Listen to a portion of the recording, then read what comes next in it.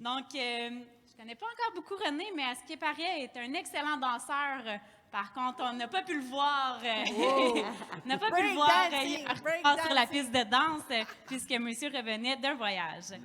Donc, le titre de la conférence de monsieur René Leblanc, c'est « L'engagement international pour promouvoir la santé et sécurité ». Donc, M. Leblanc, René, d'abord formé en chimie, il découvre la santé-sécurité et fait sa maîtrise en hygiène. Il s'implique alors et activement et devient président de l'Association canadienne ROH, puis internationale des hygiénistes. Depuis, il sillonne le monde afin d'améliorer la santé des travailleurs. Je vous laisse la parole. Voilà, sillonne le monde. Merci.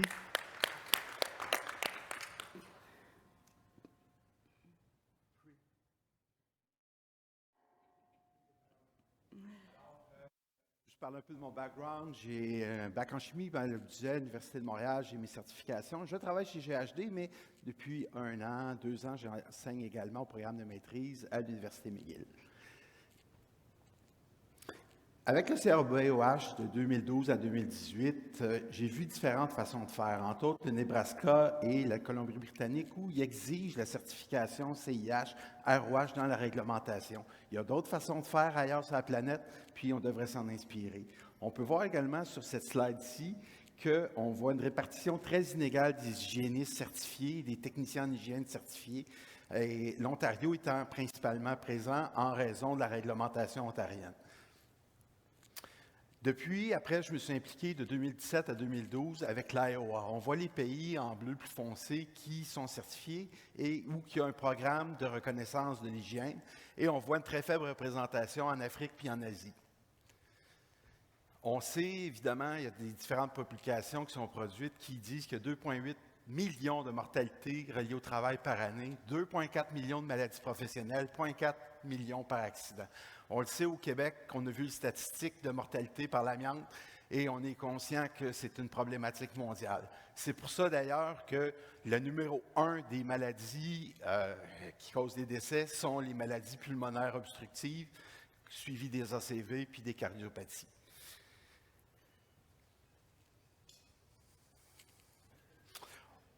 Là, ici, je ne vous parle pas de TRIR. Il y a des gens qui connaissent le TRIR parce que le TRIR, c'est le nombre d'incidents par nombre d'heures. Ici, c'est le nombre de mortalités par 100 000 employés. 27,5. Terrible. Donc, ma conclusion, à force de sillonner le monde, c'est qu'il y a beaucoup trop de monde qui sont encore à la base de la pyramide de Maslow et qui sont tout simplement, pour eux, la santé-sécurité, c'est la survie qui prédomine avant la santé-sécurité. Et on voit d'ailleurs qu'il y a beaucoup d'activités où en fait, on ne parle pas assez de la santé-sécurité parce qu'on parle beaucoup plus du sida, des accidents de la route, des conflits armés, évidemment, c'est très important, mais on voit qu'il y a beaucoup plus de maladies et d'accidents de travail. Pendant ce temps-là, quand on regarde les conventions internationales, il y a plus de 100 pays qui ont signé aucune des 7 conventions sur la santé-sécurité.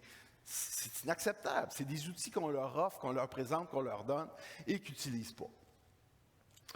Pendant mes années, évidemment, j'ai pu voir d'autres façons de faire que je n'aurai pas le temps d'élaborer là, avec le peu de temps ici, mais en Colombie, en Afrique du Sud, en Nouvelle-Zélande, je ne parle pas de la France, de l'Allemagne, je parle de plusieurs pays où ils ont des façons vraiment différentes, un peu d'approcher à la santé-sécurité et très constructives.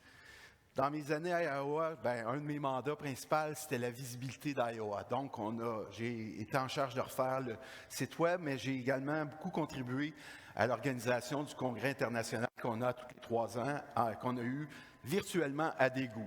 L'année passée, j'ai été très impliqué dans l'organisation du congrès Vision Zéro. Vision Zéro, c'est un mot que je veux que vous vous souvenez, c'est très important. Puis j'ai été signataire, évidemment, de la déclaration de Tokyo, qui dit, en fait, on promouvoit la santé et la sécurité des travailleurs. Vision Zéro, c'est un programme international qui a été lancé par le G20, qui dit que tous les pays doivent avoir des outils pour implanter la santé-sécurité. Malheureusement, on n'en parle pas en Amérique du Nord, mais tout le reste de la planète sont axés sur Vision Zéro.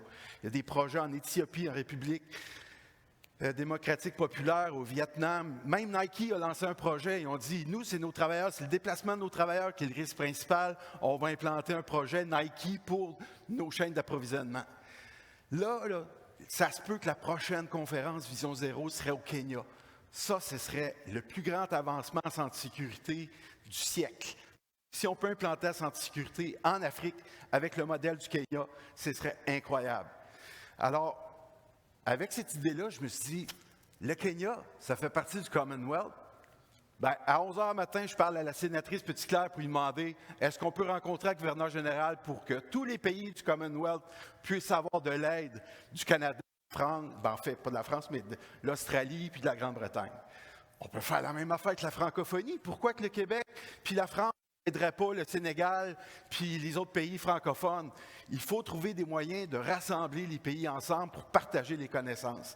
L'année passée, en 2022, l'Organisation internationale du travail a ajouté la santé sécurité dans les droits et principes et les droits fondamentaux au travail. C'est une incroyable avancée, mais c'est des petits pas qui vont un jour payer. Mon objectif principal, comme vous tous, c'est de trouver les façons, les meilleurs incitatifs. Puis évidemment, qu'est-ce qu'il peut avoir un minimum d'efforts pour un maximum de résultats? Il me reste même du temps. Alors, je suis René, mais je parle au nom de Chico, de Jianzhou et de Mohamed. Merci.